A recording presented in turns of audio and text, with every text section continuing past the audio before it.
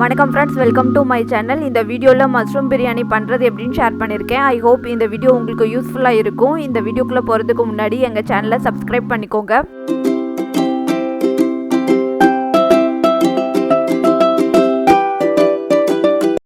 இங்கே மஷ்ரூம் பிரியாணி பண்ணுறதுக்காக 2 பெரிய வெங்காயம் எடுத்திருக்கேன், 1½ தக்காளி, 3 பச்சை மிளகாய் எடுத்திருக்கேன்,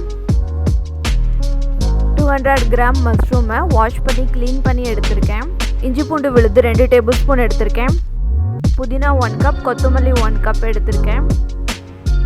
பிரியாணி பண்ணுறதுக்கு முன்னாடி பிரியாணி மசாலா ரெடி பண்ணிக்கலாம். இங்கே பிரியாணி மசாலா பண்ணுறதுக்காக 3லேருந்து 4 கிராம்பு, 4 ஏலக்காய், 2 துண்டு பட்டை, 1 அன்னாச்சி பூ, 1 பிரியாணி இலை, 5லேருந்து 6 முந்திரி பருப்பு இதெல்லாம் சேர்த்து அரைச்சி எடுத்துக்கிறேன். பிரியாணி மசாலா ரெடி ஆகிடுச்சு. நெக்ஸ்ட்டு பிரியாணி பண்ணுறதுக்காக பாஸ்மதி அரிசி எடுத்திருக்கேன். இங்கே நான் 2 கப் பாஸ்மதி அரிசியை வாஷ் பண்ணி 1/2 hour ஊற வச்சு எடுத்திருக்கேன். இங்கே மஷ்ரூம் பிரியாணி பண்ணுறதுக்காக ப்ரெஷர் குக்கர் யூஸ் பண்ணியிருக்கேன். 1½ டீஸ்பூன் நெய் சேர்த்துக்கிறேன். 2லேருந்து 3 டீஸ்பூன் எண்ணெய் சேர்த்துக்கிறேன். எண்ணெய் நல்லா காஞ்ச உடனே பெரிய வெங்காயத்தை இதோடு சேர்த்துக்கிறேன். வெங்காயத்தை நல்லா வதக்கி எடுத்துக்கிறேன். கோல்டன் ப்ரௌன் கலர் வர வரைக்கும் நல்லா வதக்கிக்கிறேன். அப்போ தான் பிரியாணி டேஸ்ட்டாக இருக்கும். இப்போ இதோட பிரியாணி மசாலா சேர்த்துக்கிறேன். 2லேருந்து 3 நிமிஷம் மட்டும் வதக்கிக்கிறேன். இப்போ இதோட 2 டேபிள் ஸ்பூன் இஞ்சி பூண்டு விழுது சேர்த்துக்கிறேன். இஞ்சி பூண்டு விழுதோட பச்சை வாசனை எல்லாம் போனதுக்கப்புறமா தக்காளி, பச்சை மிளகாய் சேர்த்துக்கிறேன்.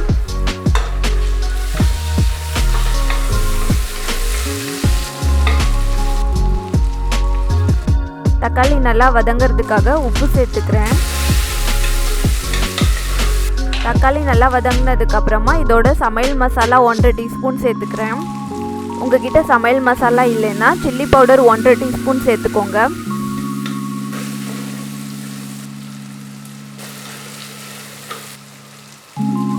மசாலா நல்லா வதங்கினோடனே வாஷ் பண்ணி க்ளீன் பண்ண பட்டன் மஷ்ரூம் சேர்த்துக்கிறேன்.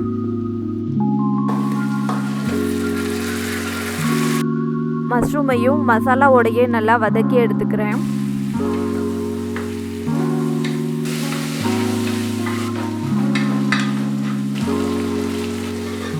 இப்போ இதோடையே எடுத்து வச்ச புதினா, கொத்தமல்லியையும் சேர்த்துக்கிறேன்.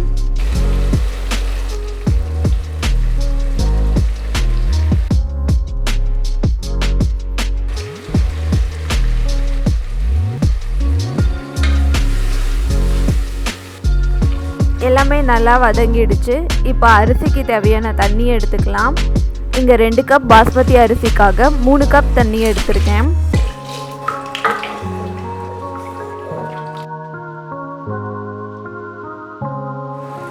ஃபைனலாக பிரியாணிக்கு தேவையான அளவு உப்பு சேர்த்துக்கிறேன்.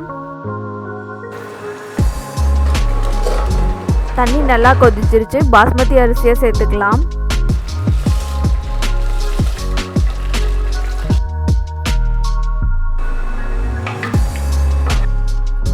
அரிசி போட்ட உடனே தண்ணி கொதிக்க ஆரம்பிச்சிருச்சு. இப்போ குக்கரை க்ளோஸ் பண்ணி மீடியம் ஃப்ளேம்லேயே 10 to 15 நிமிஷம் வச்சு எடுத்துக்கலாம்.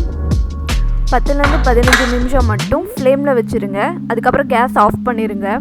கேஸ் ஆஃப் பண்ணதுக்கப்புறமா ப்ரெஷர் ரிலீஸ் ஆனதுக்கப்புறமா குக்கரை ஓப்பன் பண்ணுங்கள்.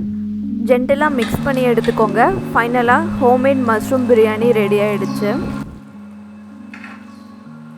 இந்த ஸ்டைலில் நீங்களும் உங்கள் வீட்டில் மஷ்ரூம் பிரியாணி பண்ணி பாருங்கள். கண்டிப்பாக இந்த மஷ்ரூம் பிரியாணி உங்களுக்கும் பிடிக்கும். இந்த வீடியோ உங்களுக்கு பிடிச்சிருந்தா எங்கள் சேனலை சப்ஸ்கிரைப் பண்ணிக்கோங்க.